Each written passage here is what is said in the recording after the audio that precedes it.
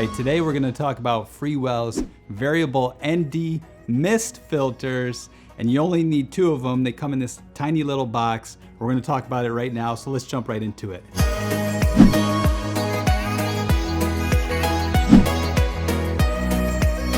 I'm really pumped because these are the first variable ND mist filters that I've ever used on a drone, and I got some pretty great results with them, so I'm gonna share that with you today.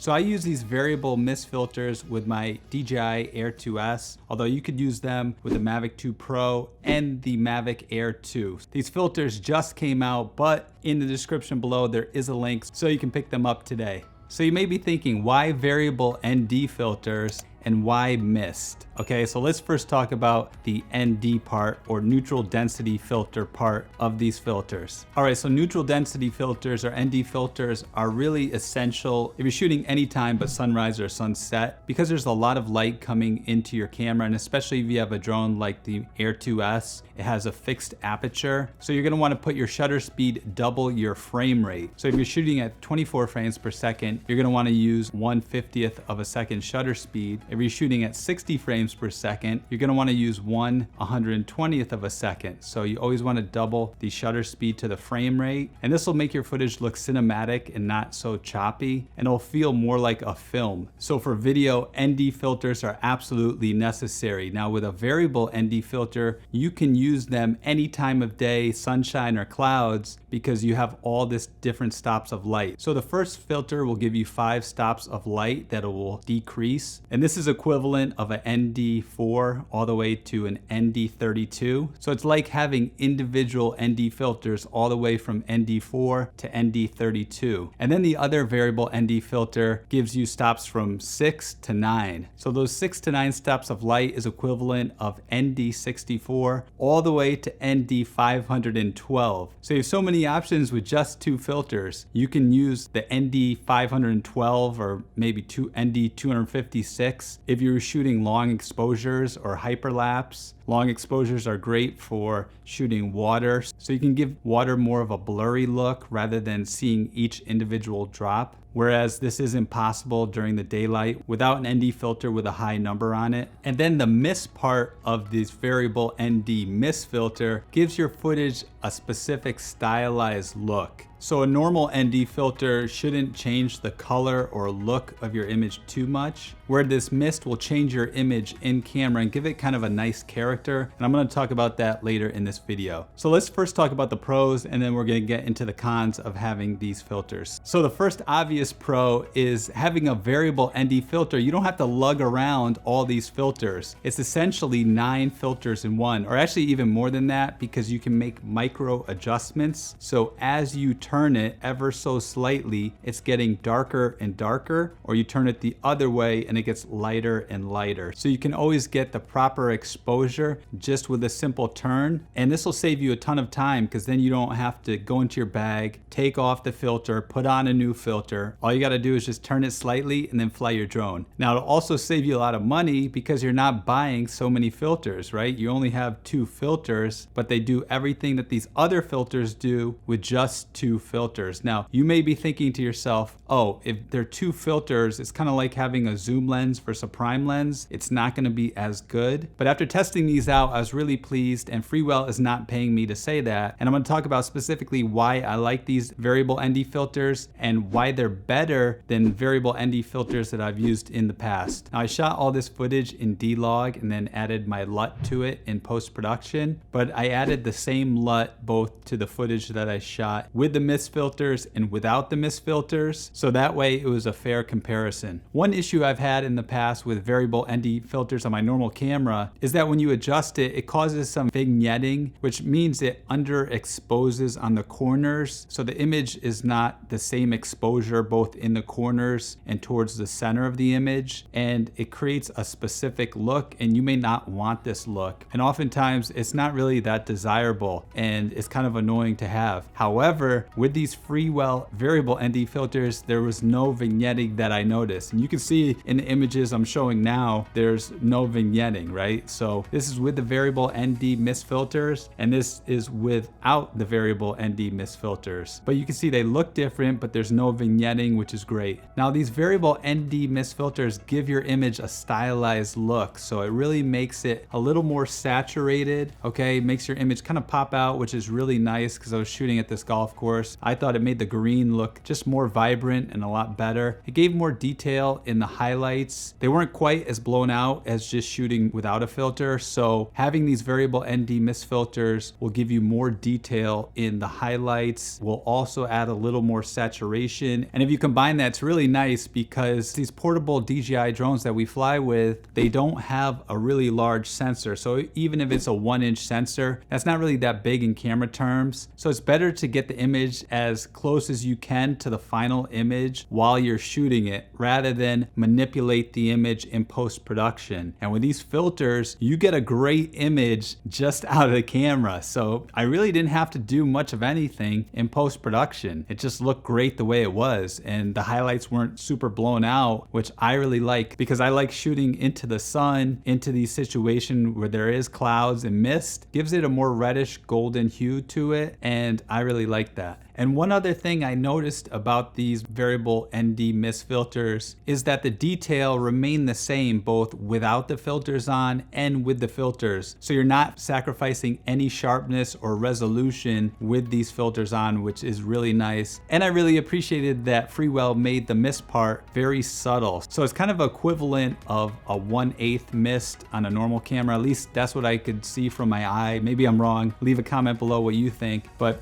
normal mist filters come in like 1/8, 1/4, half mist, and then full mist. Once you get towards a half or full mist, it becomes too golden and too soft, and it has more of a dreamlike retro feel, but that's really not what you want in most video production when you're flying your drone. So the fact that it's very subtle gives you that nice stylized look, but it's not overdone. Now let's talk about the cons, and I really only have one con about these variable ND filters, is shooting at night. If you do shoot at night, which I don't do that often, but if you do, just be aware that with these variable ND mist filters, it is going to decrease the exposure. So when you're flying at night, here's just normal with no filter on. As you can see, I shot at ISO 1600 with the Air 2S. I also lowered my shutter as low as I could to 1/25th of a second because I had no choice because it was so dark. And then I did the same thing with the variable ND mist filters, but it just was too dark. You don't get any details in the shadows. And although the street lights and lamps have a little more of a warmth